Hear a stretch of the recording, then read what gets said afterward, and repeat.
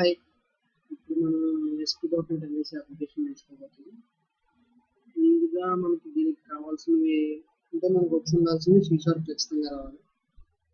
Next ASP.NET తెలిసి ఉండాలి. తెలియకపోయినా అంటే ASP.NET వెబ్ ఫార్మ్స్ ఎలా వర్క్ అవుతాయి ఏంటి అనేది మినిమం నాలెడ్జ్ ఉండాలి. నెక్స్ట్ జావాస్క్రిప్ట్ అవి వస్తే ఇంకొంచెం ఈజీగా గెటింగ్ అవ్వచ్చు అనేసి. ఒకవేళ అది లేకపోయినా కానీ మినిమం C# నాలెడ్జ్ అయితే ఉండాలి. నెక్స్ట్ రూట్స్ కాన్సెప్ట్స్ అంటే ఏంటనేది తెలిసి ఉండాలి.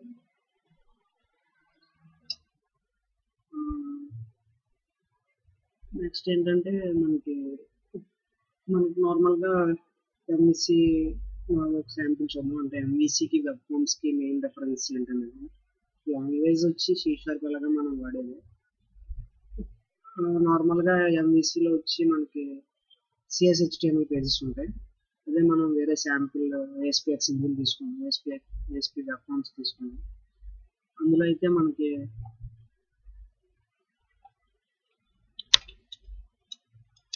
వెబ్ ఫార్మ్స్ ఉంటాయి, అన్ని డ్రాగ్ అండ్ డ్రాప్ కంట్రోల్స్ ఉంటాయి.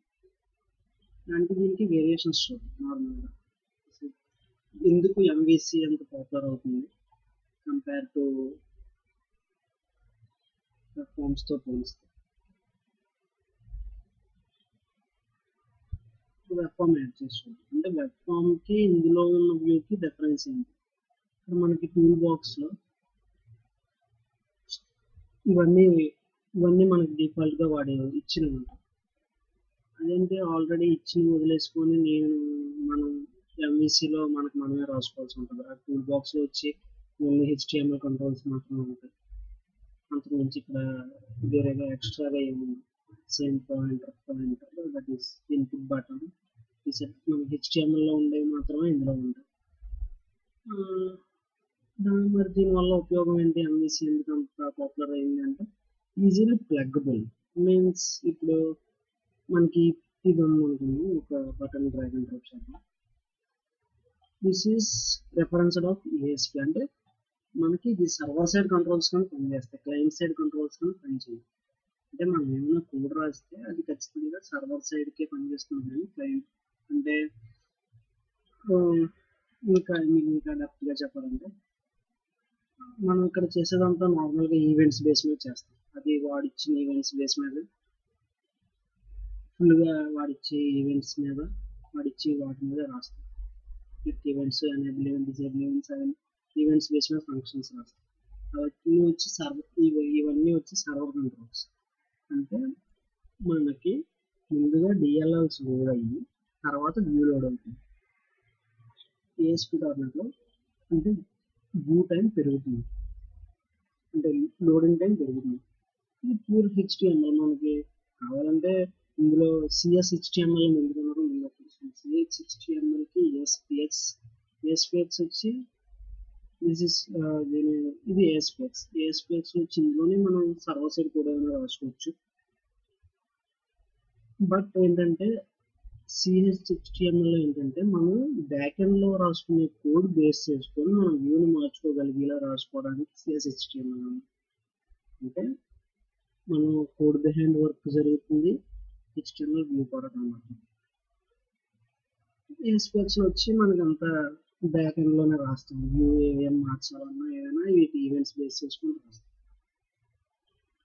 నెక్స్ట్ ఎంవిసిలో మ్యాక్సిమం ఎంవిసి వచ్చి మనకి ఎలా ఉంటుందంటే ఇందులో ASP.NET 3-tier ఆర్కిటెక్చర్ ఫార్మాట్ ఎలా ఉంటుందో ఇంచుమించు అలాగే ఉంటుంది. కానీ వేరియేషన్ చెప్తారు, దానికి దీనికి గల వేరియేషన్ ఉంటుంది.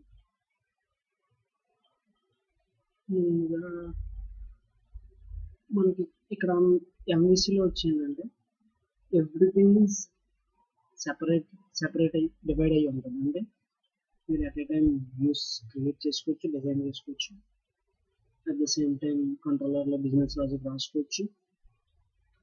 అదే మనం వెబ్ ఫార్మ్స్కి వచ్చేటట్టయితే వెబ్ ఫార్మ్స్లో ఇది రాస్తే దాని కోడ్ బిహైండ్ చేయడం, డిజైన్ చేస్తుంటే దాని కోడ్ బిహైండ్ మనం కోడ్ రాయలేము. ఎందుకంటే రెండు ఒకరి దగ్గరే ఉండిపోతుంది.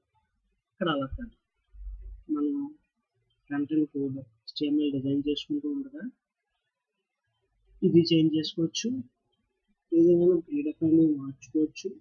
అది మన ఇష్టం. అంటే నెక్స్ట్ ఇంకొన్ని ఏంటంటే యూనిట్ టెస్టింగ్కి MVC చాలా బాగా ఉపయోగపడుతుంది కంపేర్ టు వెబ్ ఫామ్స్. అంటే ఏ మాడ్యూల్కి ఆ మాడ్యూల్ మనం ఈజీగా టెస్ట్ చేసుకోవచ్చు. ఇప్పటికప్పుడు యూనిట్ టెస్టింగ్కి చాలా బాగా MVC చాలా బాగుంది.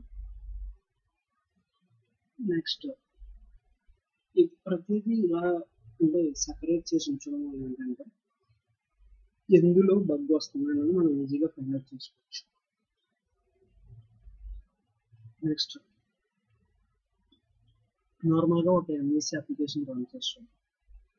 రన్ చేసిన అప్లికేషన్లో మనం సపోజ్ ఏదైనా వ్యూ మార్చాలి అనుకున్నాం /home/index అంతే. అంటే మనకి URL ప్యాటర్న్ ఎలా వస్తుందంటే ఈ ఫార్మాట్లో వస్తుంది. అదే మనం నార్మల్గా ఇందులో ఏ వెబ్ ఫామ్స్లో పైన అయితే ASPX ఈ ఫార్మాట్లో వస్తుంది. మనకి ఇలా కనిపించింది MVCలో వచ్చి జస్ట్ అంతా URL మనం URL ఇది కూడా నేను చెప్పకూడదు అనుకుంటే జస్ట్ ఇలా ఏదో రాస్తే మనకు వేరే వ్యూ కాల్ అవ్వాలనేది కూడా మనం రాసుకోవచ్చు. MVCలో ఆ రూటింగ్ ఫెసిలిటీ చాలా బాగుంటుంది. మనం ఆ రూటింగ్ అంతా ఎక్కడ రాస్తామంటే స్టార్ట్ నుంచి రూట్ కాన్ఫిగ్లో రూటింగ్ సెట్ చేస్తాం. ప్రతి దానికి డిఫాల్ట్గా వచ్చి ఇలా కంట్రోలర్ యాక్షన్ తర్వాత దాని తర్వాత ఇది వచ్చేటప్పుడు ఏమైనా పారామీటర్స్ పాస్ చేసేటట్టుగా రాస్తాం. అలా కాకుండా అలాగైనా రాయొచ్చు. Next MVC data integration data అది వచ్చి నెక్స్ట్ తర్వాత వాటిలో చూద్దాం. ఇది బేసిక్ MVC గురించి. నెక్స్ట్ ఇందులో బిజినెస్ లాజిక్ అంతా వచ్చి కంట్రోలర్స్లో రాస్తాం. మోడల్స్ వచ్చి అంటే డేటాబేస్ ఎంటిటీస్ అంటే డేటాబేస్ టేబుల్స్ బేస్ చేసుకొని క్లాసెస్ ఇక్కడ వాటికి సేమ్ అంటే టేబుల్లో కాలమ్స్ ఏమన్నాయో వాటి బేసిస్ క్లాస్లో వేరియబుల్స్ అవి డిఫైన్ చేసుకుని క్లాస్ రాస్తాం. వ్యూస్ వచ్చి ఏంటంటే ఈ కంట్రోలర్లో ఏవైతే యాక్షన్ ప్రాసెస్ రాస్తామో వాటి రిలవెంట్గా ఇక్కడ వ్యూస్ క్రియేట్ అవుతాయి. మనం క్రియేట్ చేస్తాం. web-api.config ఏంటంటే మనం ఒకవేళ ఇన్ కేస్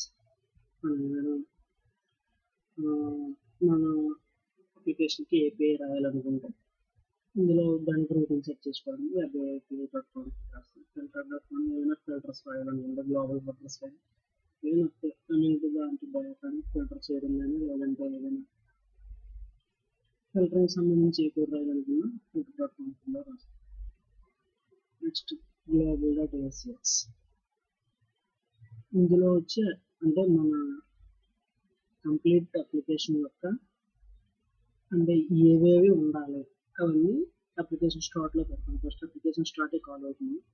ఇందులో దీని నుంచి రూటింగ్కి వెళ్తుంది. రూటింగ్ చెక్ చేసుకుంటుంది.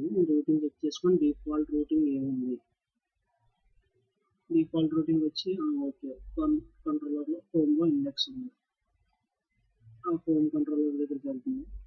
ఇందులో ఇండెక్స్ వ్యూ ఏంటి ఇండెక్స్ యాక్షన్ రిజల్ట్ ఉంది. దీన్ని డిస్ప్లే చేస్తుంది. మనం దీన్ని రన్ చేస్తాం. అవుట్పుట్ కూడా సేమ్ అలానే వస్తుంది.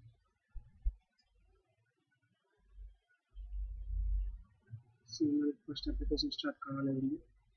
ఇక్కడ నుంచి అన్నీ కూడా ఈ web-api.config లోడ్ చేసి ఫిల్టర్స్ లోడ్ చేస్తాం. నెక్స్ట్ టేబుల్లో రూటింగ్స్ లోడ్ చేసాం. ఆల్రెడీ రూటింగ్స్ లోడ్ అయ్యి ఉన్నాం కాబట్టి ఇప్పుడు డిఫాల్ట్గా హోమ్ కంట్రోలర్లో ఇండెక్స్ కావాలి.